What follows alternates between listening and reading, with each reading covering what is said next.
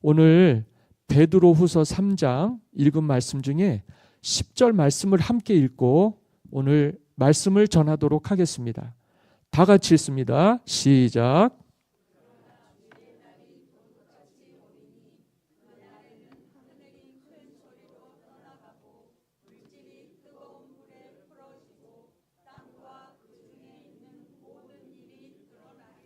아멘. 주의 날이 도둑같이 오리니 라는 제목으로 말씀을 전하도록 하겠습니다.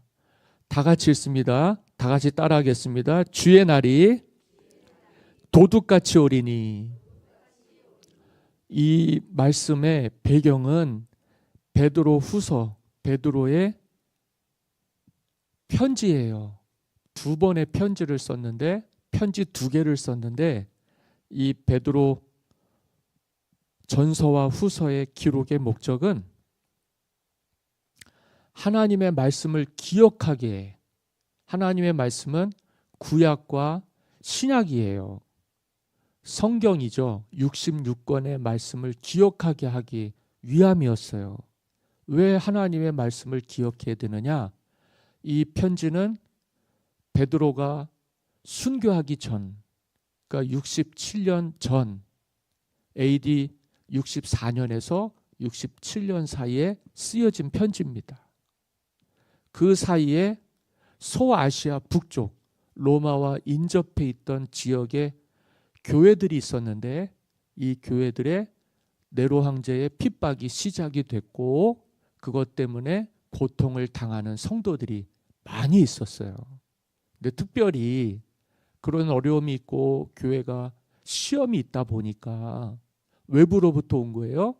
내부에 어떤 사람들이 생겼냐면 거짓 교사들이 생긴 거예요. 쉽게 말하면 우리 시대 이단 사이비 종교들이 판을 친 겁니다. 그래서 성도들한테 재림에 대한 지연, 그러니까 다시 말씀드리면 그 시절에는요, 예수님처럼 고난받고 죽으면 구원이 임할 줄 알았어요. 주님이 곧 다시 오시겠다 했거든요.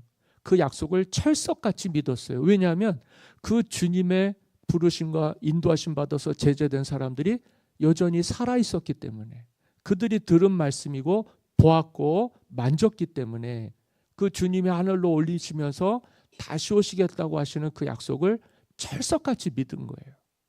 그렇게 해서 30여 년이 지난 겁니다. 교회는 교회되고 예배는 예배가 돼서 저 소아시아와 또 로마라고 하는 제국의 중심까지 교회들이 세워지게 되었는데, 문제는 그들이 많아지면 많아질수록 세상에서는 박해와 핍박을 많이 받게 되는 거예요. 전에는 거들떠 보지도 않았는데 이들이 삶을 바꾸는, 문화를 바꾸는 일들을 적극적으로 하게 됩니다. 그러니까 세상 중심이나 물질 중심이나 정욕이나 욕심이 아닌 그리스도인의 삶을 통해서 세상에 영향을 미치는 거예요. 그렇게 해야만 주님이 다시 오시겠다고 하셨고, 그때만 해도 세상의 끝, 세상의 중심은 세상의 제국으로서 굉장한 용맹과 명성을 떨쳤던 로마 제국이 세상의 끝이라고 사람들은 확실히 믿었기 때문에 그들은 거기까지 가서 복음을 전해야만 됐고, 그렇게 하면 하나님이신 예수님이 하늘로 올리우신 그대로 구름 타고 다시 오실 것을 믿었던 사람들이에요. 그런데 그들 가운데 핍박이, 박해가 외부로부터 찾아오기 시작하니까 믿음이 어때요? 흔들리는 거예요. 거기다가 자꾸 다른 복음 외에, 하나님 말씀 외에 다른 교훈을 전하는 사람들이 재림이 지연되는 거에 대해서 핑계를 삼고 언제 오실지도 모르는데, 안 오실 수도 있는데 굳이 그렇게 살아야 되느냐, 굳이 그렇게 믿어야 되느냐. 그래서 사람들이 흔들리는 시대였습니다. 이 신앙생활은요, 시작도 중요해요. 끝도 중요해요. 말씀을 드렸어요. 전에도 이건 믿음의 중심이에요. 신앙의 본질이에요. 예수님으로 시작해서 예수님으로 마치는 거예요. 시작도 중요하고 끝도 중요해요. 그래서 우리가 믿을 때 구원을 받아야 됩니다. 한번 믿을 때 그 믿음을 통해서 우리가 주님을 영접하고 구원을 받아야 되는 거예요. 그건 분명한 사실인데 우리 또한 겪는 일이죠. 문제는 뭡니까? 어제도 똑같고 오늘도 똑같고 내일도 똑같으리라는 생각들입니다. 그런데 믿음으로 시작해서 믿음으로 마치는 믿음의 세상 속에서는 어제와 오늘이 달라요. 오늘과 내일이 달라요.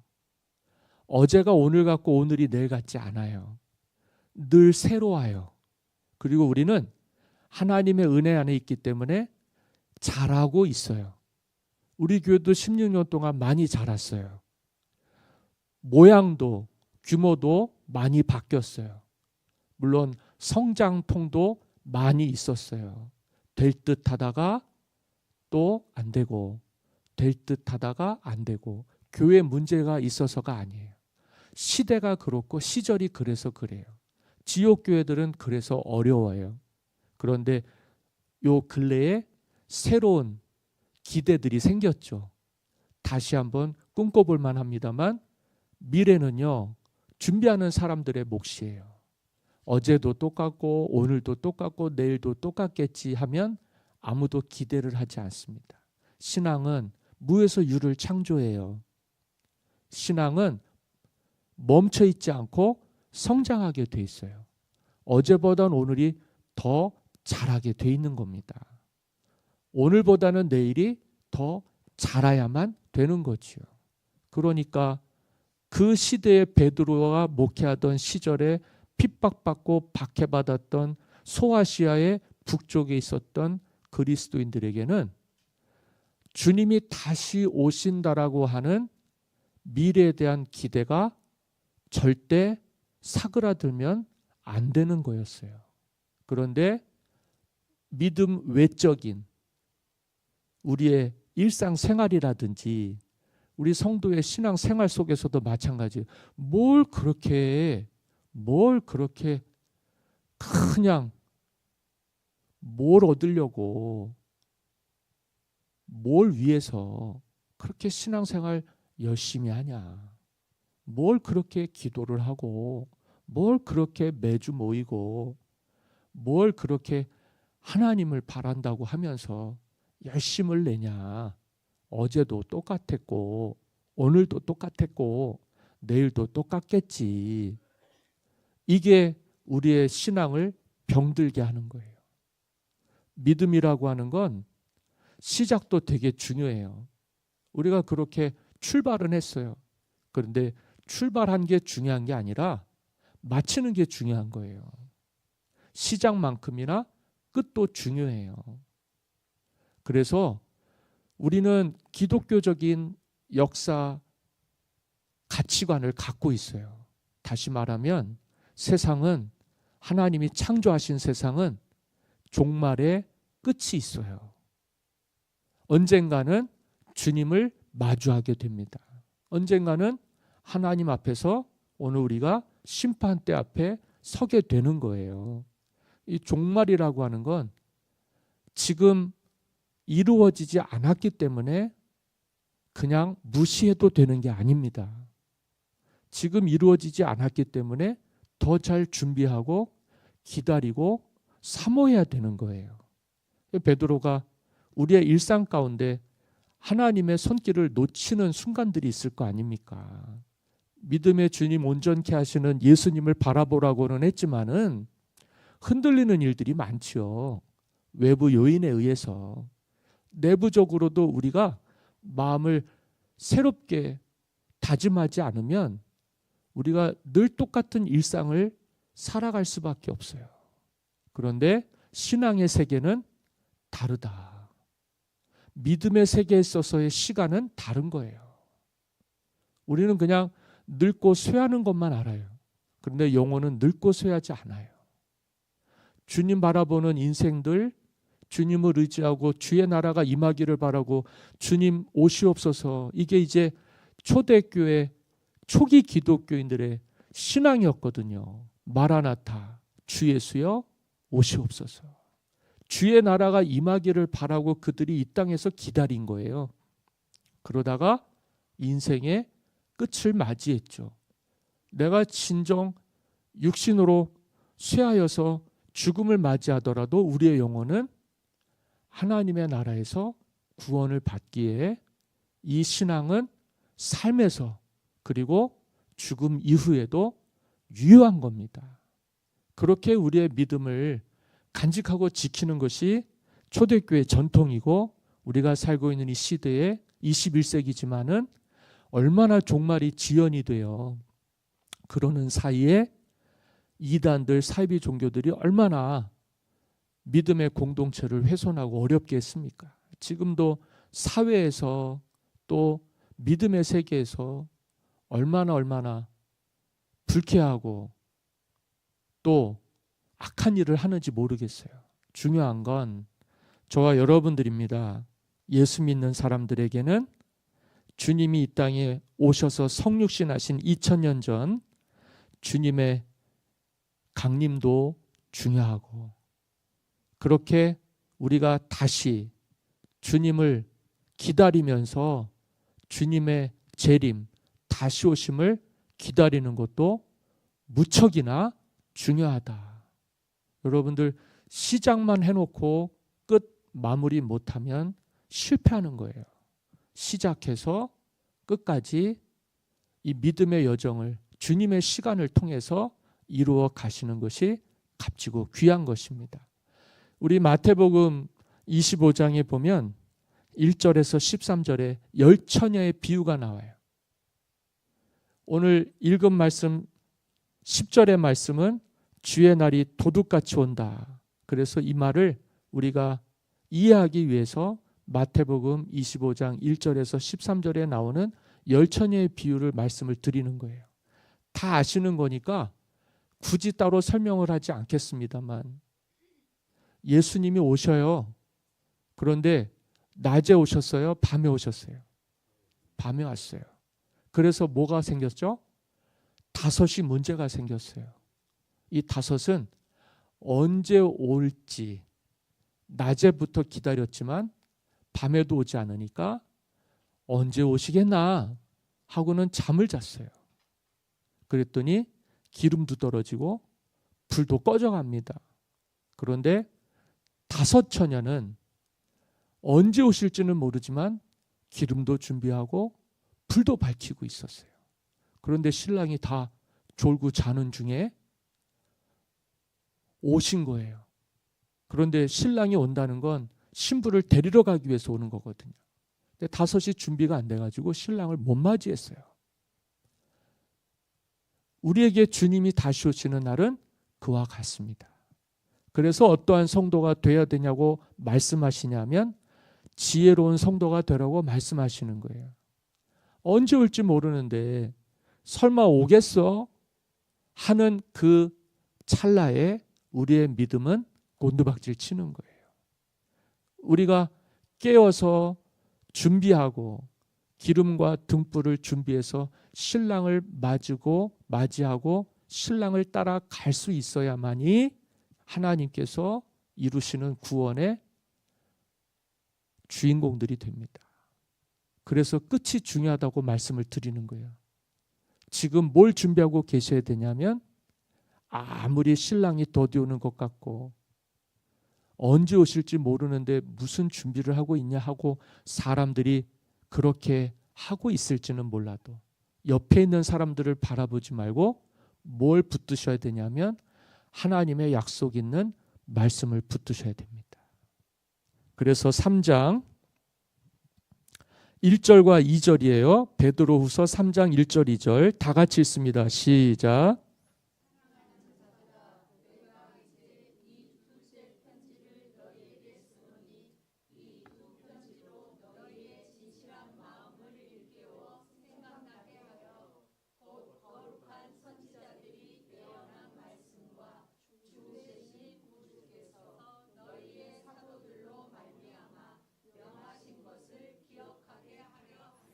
아멘.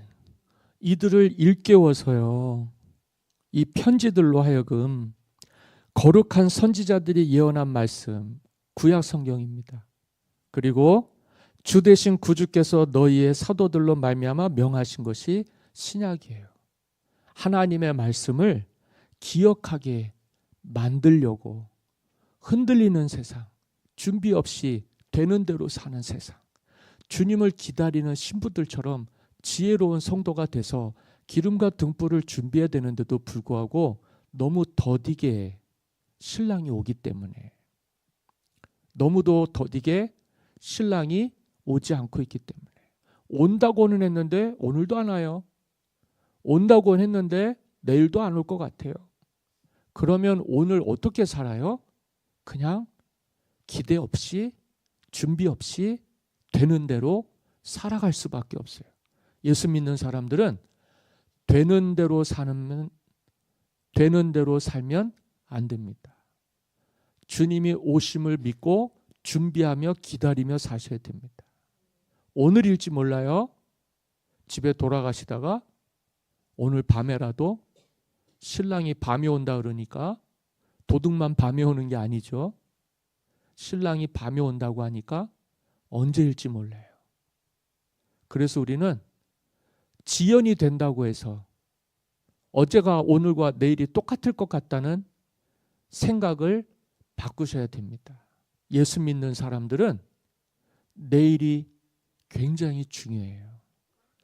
내일이 진짜 중요하기 때문에 오늘을 잘 살아야 되는 거예요. 오늘 잘 살아서 내일 주님 오시면 우리는 지혜로운 성도가 될 것입니다.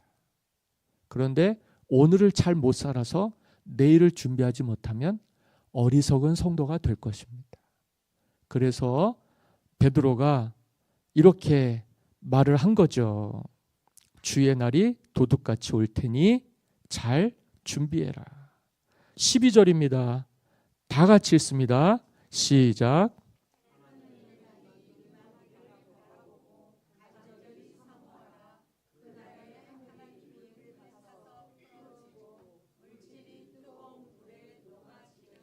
(13절이요) 우리는 그의 약속대로 의가 있는 곳인 새 하늘과 새 땅을 바라보도다. 아멘.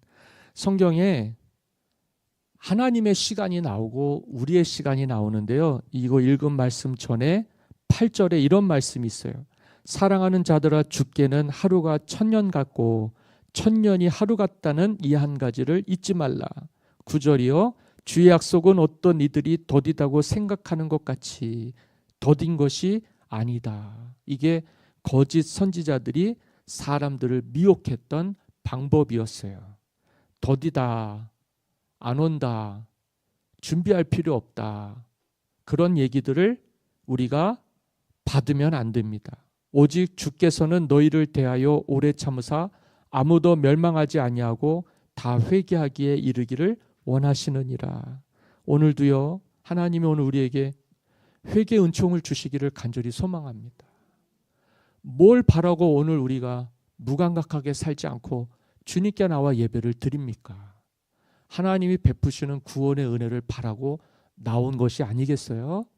그래서 믿음의 주님, 온전케 하시는 예수님을 바라보고 주의 날이 임하기를 바라보면서 오늘을 잘 살아서요, 하나님 앞에서 준비된 구원을 받기 원하는 것입니다. 우리의 신앙이 그렇게 살아 있어야지 무뎌지지 않고 무감각해지지 않고 무너지지 않고 하나님께 설 수가 있어요. 우리의 영혼은 하나님께서 베푸시는 은혜로 살아 있어야 되는 것입니다. 그래서 여기 하나님의 날이 임하기를 바라보고, 여러분들이 아까 읽었잖아요. 12절, 13절 간절히 사모하셔야 돼요. 무엇을요? 주님이 다시 오심을. 이곳은 재림에 대한 기대를 가지라는 거예요. 재림에 대한 기대를 안 가지니까 우리가 무감각해지는 거예요. 그런데 무감각해질 수 없는 건 때가 되면 반드시 주님이 다시 오십니다. 그와 같은 재림을 기다리는 신부들처럼, 신랑을 기다리는 신부들처럼 우리가 하나님의 나라가 임하기를 사모해야 돼요.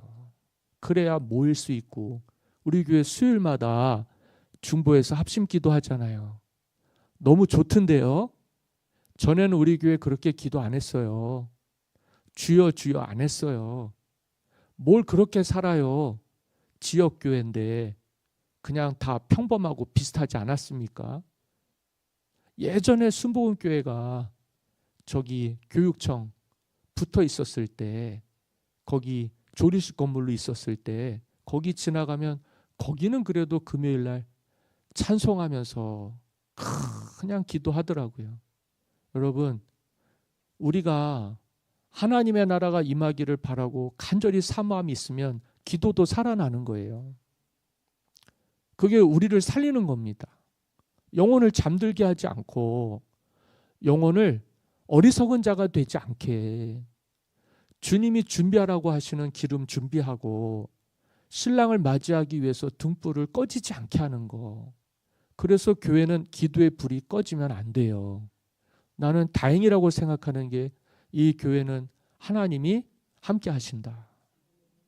죽은 교회는 되면 안 되지 않습니까? 자고 무감각하게 주님 오실 때 졸고 있으면 안 되잖아요. 어쨌든 우리의 영혼을 깨우셔야 되는 거예요. 마음을 밝히셔야 되는 거예요. 하나님의 나라는 준비된 사람들이 들어가는 거예요. 준비 안 되는 사람들은 못 들어간다니까요. 구원 얻기 위해서 오늘 우리가 준비하여야 할 기름과 등불을 잘 예비하실 수 있기를 바랍니다. 기도는 괜찮은데 언제 오시겠어 하고 기도를 쉰다거나, 예배가 어제가 똑같고 오늘이 똑같고 내일이 똑같지 해서 그냥 무감각해지신다거나, 그러다가 무슨 일을 만나요? 주님이 오시는 날을 마주한다면 비극이 됩니다. 준비가 안 돼 있으면. 신앙생활은 현재도 중요해요. 과거도 중요해요. 그런데 미래가 제일 중요해요. 앞으로의 삶이 진짜 중요한 거예요.